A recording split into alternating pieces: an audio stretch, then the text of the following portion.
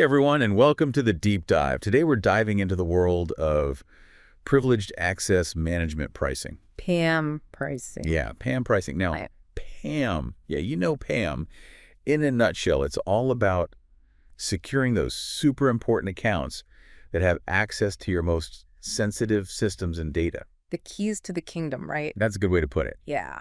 So you're listening to this because you want to make sense of how PAM is priced. Yay. And trust me, we're going to break it all down for you. Yeah. The different models are changing faster than, Oh, yeah. than anything I can think of right now. It's a rapidly evolving space for sure. The biggest shift, though, we're seeing is this move towards subscription models, Right. which makes sense. That's like the rest of the software world. Yeah, exactly. Yeah. But here's where it gets really interesting. Okay. We're going to break down things like industry-specific pricing Right. and the growing trend of managed services. PAM as a service. PAM as a service, yeah. So by the end of this deep dive, you'll be able to navigate this complex landscape like a pro. Absolutely. It's all about those users, as you said, that have the keys to the kingdom. Right. Think system administrators, database administrators, Okay. So those folks. help me understand why this is so important. Right. Why is securing these privileged accounts so critical? So imagine, right, if those keys fall into the wrong hands. Uh-oh. We're talking about the potential for catastrophic data breaches, Oh, system meltdowns that could bring a company to its knees. that's not good. Hackers would be doing a victory dance if they got their hands on those accounts. It's like giving them the master key to your entire business. Exactly. Yeah. So let's dive into these pricing models. Okay. What are some of the most common ways that PAM solutions are priced? Okay, so the most prevalent model is called per user privileged account pricing. Per user. It's pretty straightforward. Okay. Each privileged user or account Yeah. adds to the overall cost. Like adding extra seats to a software license. Right. The more privileged users you need to manage, Yeah. the higher the cost. That seems logical. Makes sense? Are there other pricing structures out there? Definitely. We also have per device endpoint pricing. Per device. This is particularly relevant in sectors like healthcare and manufacturing. Okay. Think about it. A hospital needs to secure each medical device individually. Makes sense. It's all about protecting those endpoints. So the pricing can be tailored to fit different needs and priorities. Yeah.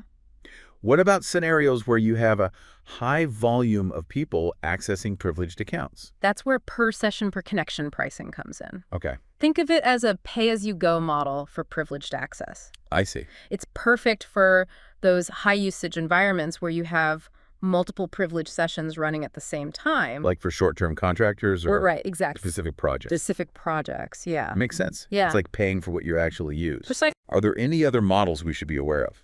Yes, there's per feature or add-on pricing, Add-on pricing. which is becoming increasingly popular. Okay. So you start with a base package that includes core functionalities, I see. like password management, session recording, access controls. Got it. And then based on your specific security needs, Yeah. you can add on extra layers of protection, Yeah. like multi-factor authentication. So you can customize it? You got it. Think of it like building your own cybersecurity fortress, brick by brick. Okay, that's a good analogy. Yeah. So we've covered per user, per device, Uh, per session, and even add-on pricing. we have. But I'm curious, what about perpetual licenses? Ah. Are those still a thing in the PAM world, or are we seeing a major shift towards subscription models? Definitely a major shift towards subscription models. Okay. Annual recurring revenue models, or ARR. ARR. Why is that shift happening? Well, subscription models offer a lot of flexibility. Okay. They often include automatic updates. Yeah. So your security is always up to date. That's good. It's also easier to scale your PAM solution up or down as your needs change. That's important these days. It is in today's dynamic business environments.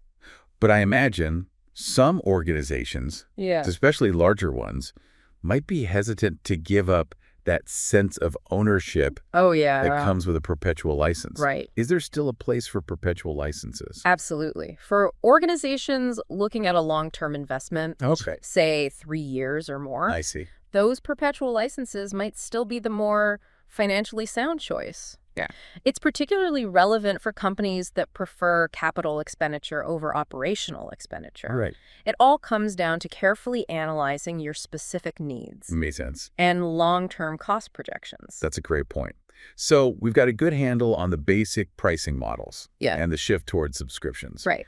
Now let's tackle another big decision. Okay. Where to host your PAM solution cloud or on-premise. The big question. I bet that decision can have significant implications for pricing too. You're absolutely right. So what are the pros and cons? Well, cloud-based PAM solutions are increasingly popular Yeah, they are. because of their ease of deployment, scalability, and flexibility. Yeah. Think of it like having your PAM solution on autopilot in a secure data center managed by experts. Sounds pretty hands-off. It is. What about on-premise, though? Right, so some organizations have very strict regulatory requirements Huh. or deal with highly sensitive data. Okay. For them, on-premise deployments provide greater control over their infrastructure and data security. So it's about finding the right balance between convenience and control. You got it. And what about organizations that have a mix of cloud and on-premise systems? Hybrid. Is there a solution for that? Yeah, hybrid models combine the best of both worlds. Okay. They offer the convenience of the cloud with the security of an on-premise setup.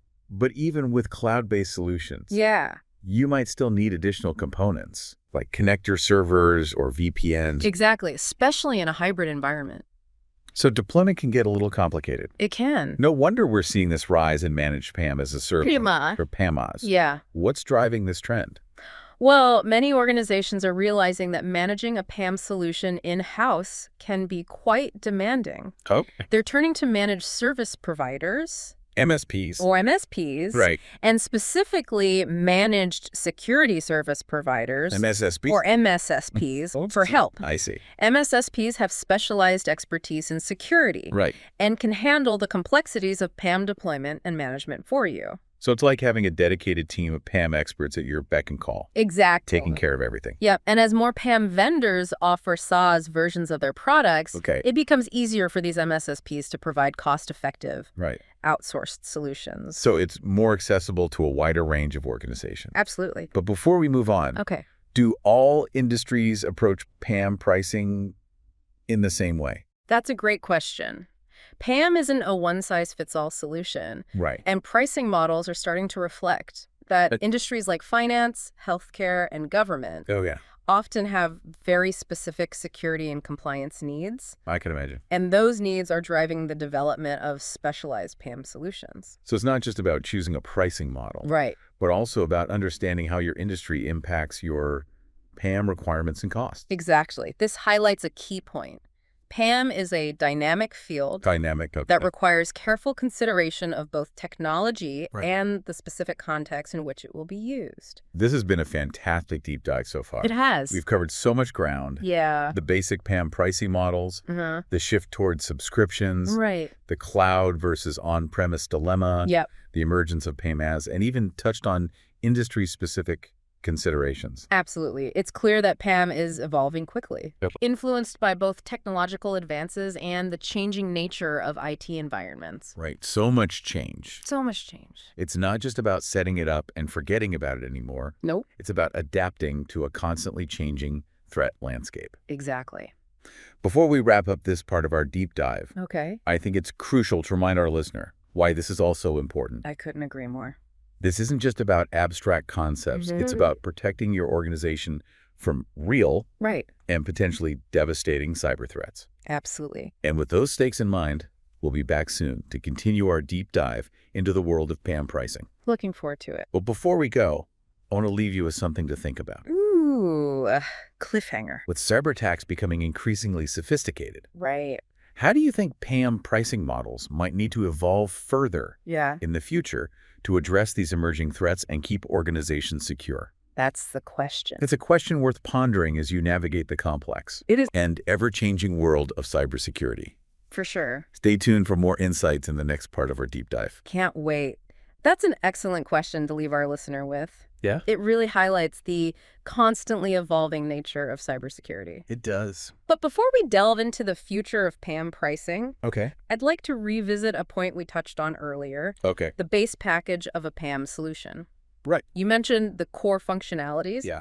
but let's unpack those a bit further. Okay. Understanding the foundation is key before we build upon it. You're right. Yeah. It's easy to get lost in all the different pricing models and add-ons. Exactly. But having a solid grasp on the essentials is crucial. For sure. So remind us, Okay. What are those core elements Yeah. that are typically included in a PAM solution? At the heart of any PAM solution is credential vaulting, Okay. sometimes referred to as password management. Right. This is where those all-important privileged credentials are stored securely. Okay. And ideally, where passwords are automatically rotated to prevent misuse. Oh, I see. It's like having a high-security digital vault for your most sensitive access keys. Makes sense. Securing those credentials is absolutely paramount. It is. What else is considered a must-have Okay. in a PAM-based package? Another crucial element is session recording and monitoring. Okay. This allows organizations to record and keep a watchful eye on what's happening during privileged sessions, I see. which is essential for both auditing and security purposes. Yeah. It's like having a security camera for your privileged accounts. Okay. You can see who did what, when, and from where. Right. Invaluable for investigations, especially if something goes wrong.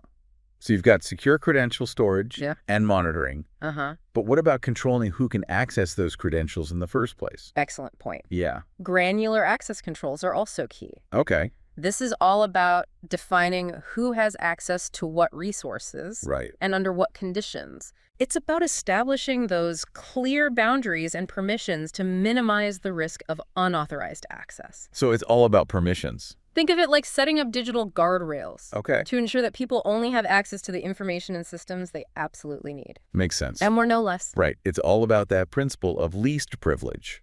Exactly. Only giving people the access they absolutely need to do their jobs. Precisely. What's the final piece of this base package puzzle? Audit logs are critical. Okay. They provide that essential record of all privileged activity, Right. allowing organizations to track who accessed what and when. Got it. This is not only crucial for security, but also for compliance purposes. So we have accountability built in as well. Yeah. Knowing what happened, Yeah. when it happened, and who Huh. was responsible. So Exactly. these four elements, Okay. credential vaulting, session monitoring, Right.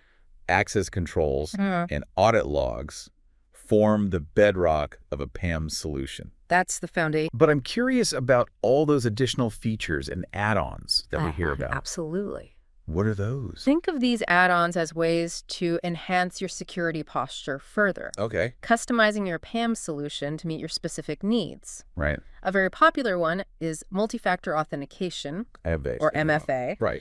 It adds an extra layer of security by requiring users to provide multiple forms of identification before they can access those privileged accounts. It's like a second password. It's like a double lock on your front door. Okay. Much harder for someone to break in if they need to pick 2 locks instead of 1. Makes sense to me. Yeah. What other add-ons do organizations commonly opt for? Just-in-time access, Okay. or JIT, is another valuable feature.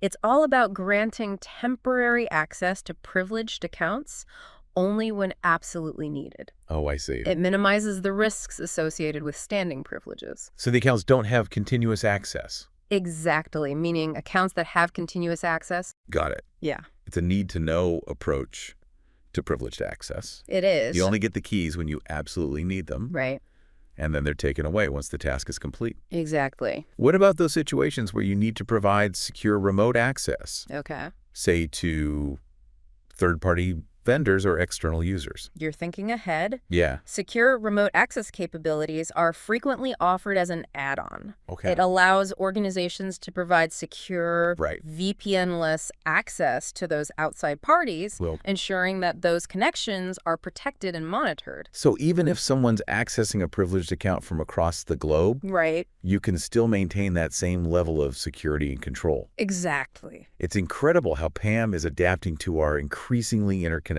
world. It really is. And we're also seeing the integration of advanced analytics Yes. into PAM solutions. Absolutely. This is where things get really interesting. It is. Privileged session analytics can go beyond basic monitoring and utilize behavioral analytics to detect anomalies and potential threats in real time. Yeah, it's not just about recording what happened, Right. but understanding the context and flagging anything that looks suspicious. That's a powerful tool in the fight against cyber attacks. It is. But what about the data itself? Okay. Does PAM offer solutions to protect the sensitive data that privileged accounts access? Absolutely. Oh. On-the-fly data masking is a valuable add-on Okay. that allows organizations to dynamically mask sensitive data during those privileged sessions. I see. Even if someone has access to the system, Right. they won't be able to see the actual sensitive data itself. Oh, wow. An extra layer of protection for your most critical information. That's a brilliant feature, Yeah, especially in industries like finance and healthcare, where data privacy is paramount. absolutely. And of course, we can't forget about the cloud. Right. PAM needs to keep pace with the rapid adoption of cloud technologies. It does. Cloud integration is becoming essential. Okay. Hybrid and fully cloud-based PAM solutions are designed to manage privileged access across both on-premise and cloud environments, I see. including those increasingly popular SaaS applications. This brings us back to that key decision we discussed earlier. Cloud versus on-premise. Yep. The choice can have a big impact on both functionality and pricing. You're absolutely right. So, Organizations need to carefully consider factors like data governance, right. regulatory requirements, Uh-huh. and their overall IT infrastructure when deciding where to host their PAM solution. Right. And don't forget, there's always that hybrid option. There is. Blending flexibility and control. Exactly. So many options to consider. So many. And with the rise of PAMAs, Right. organizations have even more choices. They do. They can outsource the management of their PAM solution entirely, Yep. freeing up internal resources to focus on other priorities. Precisely. It's all about finding the right PAM solution that fits an organization's specific needs and budget. The good news is that there's a lot of innovation happening in the PAM space, That's good to hear. offering more options and flexibility for organizations of all sizes. It's exciting to see how this field is evolving. It is. But with all these advancements, Yeah. it's important to remember that the threat landscape is constantly shifting as well. Absolutely. That question we posed to our listener earlier, Right. how PAM pricing models might need to adapt to future threats, Uh-huh. is one we need to keep exploring. We do. I completely agree. Yeah. PAM is at the forefront of this cybersecurity evolution. Right. But as we look ahead, Yeah. we need to acknowledge that technology alone isn't enough. Okay. There's a human element to all of this The human element. that we need to address as well. That's a crucial point. It is. We can have the most sophisticated PAM solutions in place, Right. but human behavior remains a major factor in cybersecurity. Exactly. Yeah. It's about understanding the risks associated with human behavior and implementing solutions that mitigate those risks. Let's delve into that human element in more detail when we return for the final part of our PAM deep dive. Sounds good. Until then, Yeah. remember that security awareness and good cyber hygiene are essential, They no are. matter how robust your PAM solution might be. Couldn't agree more. We'll be back soon to wrap things up and explore what the future holds for PAM pricing. Look forward to it. Welcome back to the deep dive. We're wrapping up our exploration of privileged access management pricing, PAM pricing. PAM pricing. Right. We've talked about different pricing models, the whole cloud versus on-premise thing, Right. and even the rise of PAMAS. PAM as a service. Yeah, PAM as a service. It's a lot to consider. It is. But as we hinted at the end of the last part, Yeah. there's a crucial aspect of PAM we haven't fully explored, Right. the human element. The human element. Absolutely. And I think this is where things get really interesting. It is. Because even with the most advanced PAM solutions in place, Right. human behavior remains one of the biggest cybersecurity vulnerabilities. It's like having that top-of-the-line security system, Yeah. but leaving the front door wide open. Exactly. You can have all the tech in the world, Right. but if people aren't following best practices or Yeah. if they fall victim to social engineering tactics, Right. Those phishing attacks. you think, It's all bypassed. yeah, it's bypassed completely. It is. So how do we address this? Well, think about those everyday scenarios. Okay. Phishing attacks, Right. weak passwords. People still use those. They do. Accidentally clicking on malicious links. Oh, all the time. These are all human errors Yeah, that can expose privileged accounts exactly. and put an entire organization at risk. It's not about blaming anyone. Right. It's about recognizing that we're all human We are. and prone to making mistakes. So what can we do? Well, we need to invest in security awareness training. For our employees. Right. Make sure they understand the importance of strong passwords, Just passwords, yeah. multi-factor authentication, Okay. and teach them how to recognize Right. and avoid those clever phishing scams that are becoming increasingly sophisticated. Yeah. Those phishing scams are getting really good. They are. It's scary. It is. Yeah. So it's not just about the technology. Nope. It's about the people using it. It is. It's about fostering a culture of security within an organization. A culture of security. Yeah, everyone needs to understand that they play a role I see. in protecting sensitive data and systems. So how can PAM pricing models adapt to this? That's a great question. Yeah. I think we'll see PAM solutions incorporating more features Okay. that focus on user behavior analytics and risk scoring. Okay. It's about leveraging data and analytics Right. to identify potentially risky user behavior I see. and then proactively taking steps to mitigate those risks. So going beyond just granting or denying access? And actually understanding how users are interacting with the system. Right. Are they doing something they shouldn't be? Looking for those red flags. Exactly. Could those kinds of advanced features be reflected in the pricing model? Absolutely. How so? These types of features could be offered as add-ons Okay. or as part of a premium package, Right. reflecting the increased value and security they provide. Makes sense. The more advanced the features, Yeah, the higher the investment. But given the potential damage Right. that a security breach can cause, Oh, yeah. it seems like a worthwhile investment. Absolutely. Yeah. Beyond user behavior analytics. Yeah. What else do you see coming down the pipeline? I think we'll also see a growing emphasis on integrating PAM solutions Okay. with other security tools, Like what? like security information and event management systems. SIEM systems? SIEM systems, yeah, Yeah. and threat intelligence platforms. So it's about creating a more holistic It is. and interconnected security ecosystem Ex- where all these tools are working together Yeah. to provide that comprehensive defense Yeah. against cyber threats. It's like having that multi-layered security shield that can adapt and respond to evolving threats. We were talking about this earlier. We were. The threat landscape is constantly changing. Always changing. So PAM solutions need to evolve alongside it. Absolutely. What are some key takeaways for our listeners? I think the most important takeaway is that PAM is more than just a technology solution. Okay. It's a strategic investment in cybersecurity. An investment. Yeah, and like any investment, it's Right. crucial to do your research, Okay. understand your options, Uh-huh. and choose a solution that aligns with your organization's unique needs and budget. It's not one size fits all. It's not, you got it. And we can't forget about the human element. I can't.